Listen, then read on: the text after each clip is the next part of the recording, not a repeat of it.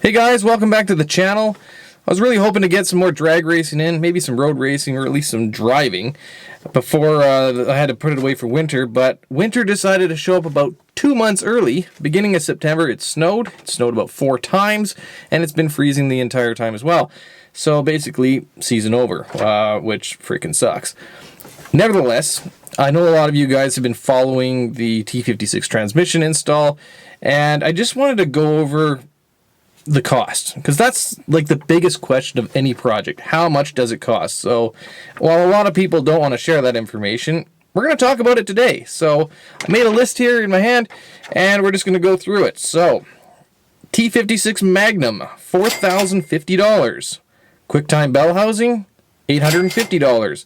The speedometer gear, $89. T56 wiring harness, $24.48. Quicktime alignment tool, that's important, $106.94. McLeod billet flywheel, $360.21. The flywheel weight kit, $39.23. McLeod RXT twin disc clutch, $1,041.21. The Tilton release bearing, $491.05. American Powertrain Hydromax kit, that's their master cylinder, $500.51. I had to buy some extra hydraulic hoses for the release bearing, $66.78. American Powertrain X Factor cross member, $478.82. Denny's drive shaft, aluminum 3.5 inch with Sonex slip yoke, $911.02. Inland Empire pinion yoke, $13.50, so that was an upgrade, $179.69. The pinion nut, need a new one, $12.54. Curry upper control arms, they're adjustable, $403.07. UMI lower control arms, not really necessary, but I bought them because I was down there anyways, $385.13. The sheet metal for the hump on the transmission, $24.19. Just FYI, that was 20 gauge sheet metal. I had to get someone to weld that because I don't have a good welder or the skills to do it, so $267.12. Some coolant heat reflective material, $26.99. DEI heat reflective material, $24.64. The coolant sound detonator pack, I only used one pack. I bought two, but I only used one, so $62.47. Some seam sealer, $26.11. Rubber plugs for the tunnels, that so I could access those couple bolt holes if I need to, $7.85. Some scrap aluminum, $31.50. Some Molex connectors, toggle switches, $14.68. I had to anodize the console plate that I made, $45. Silver Sport transmission, 6-speed emblem and knob, that's $79.67. And 4 bottles of AMSOIL ATF, $83.72. All that comes out to a grand total of $10,683.63. Now that does not include shipping, duty, or taxes, because those can vary from place to place. Also keep in mind, these are Canadian prices. So if you're, in the United States, you can basically divide that by 30% and, there's roughly your cost. Now obviously, you don't need to spend all that money on this project, or on your own project. Some of this stuff was, overkill. But there are some things I would recommend. First is the Quicktime bell housing. It's an SFI approved bell housing. If you like your feet, buy a good bell housing. Yes, it's expensive. Yes, it's heavy. But in the rare occasion where you might have a clutch or flywheel explosion, it's not going to go through the floorboards and, destroy your legs and possibly kill you. So that's important. The Quicktime alignment tool. Yes, you can pull the back of your Tremec transmission off and use that to do the alignment, because it is imperative to do a concentric and parallel alignment before you put your transmission in, just to ensure it shifts properly. If you pull the back of your transmission off, I believe that voids your warranty. So this Quicktime alignment tool is it's part number RM-130.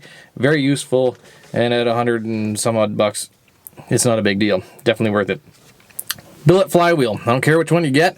I went with the 22 pound, which is actually 24.5 pounds. Either way, get a billet one. Again, it's just insurance to avoid any kind of clutch or flywheel explosion. Yeah, so drive shaft. You don't necessarily need to get a expensive 3.5-inch chromoly, carbon fiber, aluminum, whatever. That's up to you and how you drive it and how you use it and the speeds that you go. But I do recommend making sure that you have good U-joints. I don't care what, size. I wouldn't even consider 1310. I would go 1330 or 1350. I went 1350. I mean, this is a manual transmission. If you're going to drag race it, the places that are going to break are your U-joints, or you went past your critical speed and it'll twist. So U-joints, get good U-joints. Upper control arms on the rear, adjustable ones. You're going to have to adjust your pinion angle. This transmission install, your driveline angles are going to be off, so you need to make sure you can adjust those enough that you can get them to a good enough range that you're not going to have vibration. So again, get whatever ones you want, but make sure they're adjustable. Was it worth it?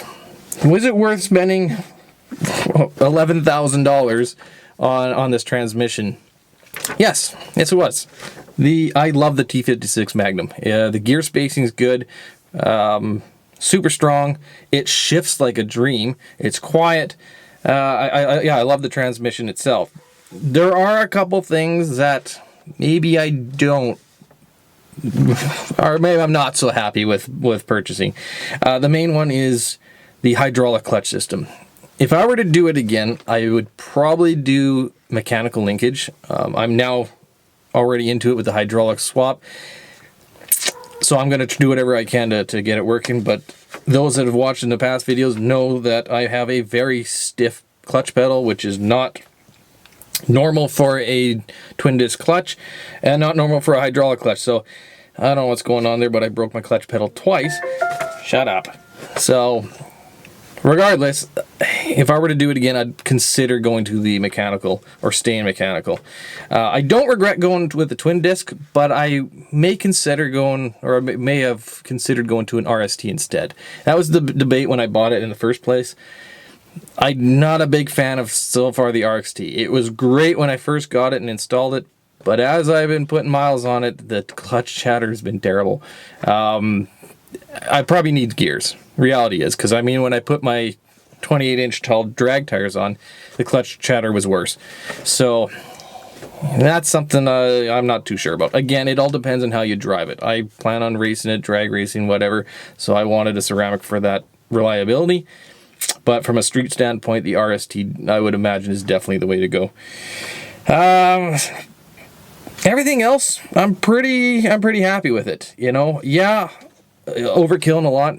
The drive shaft, the slip yokes, the pinion yoke being some really high quality stuff. The reason why I did that is so if and when this car ever gets fast, then I'll be ready to be reliable. I don't want to be busting parts. So I mean, there's still a couple things that I would like to improve and build upon, but build it as you go. So, and build it to what you plan on using it. So yeah. Yes, very expensive, but again, it's cars. It's better than drugs, I guess. So anyways, it is sunny out here. I don't have many days left before the snow stays permanent, so I am going for a drive. So if you like the video, thumbs up if you can. Subscribe for some more videos in the future. And as always, thanks for watching.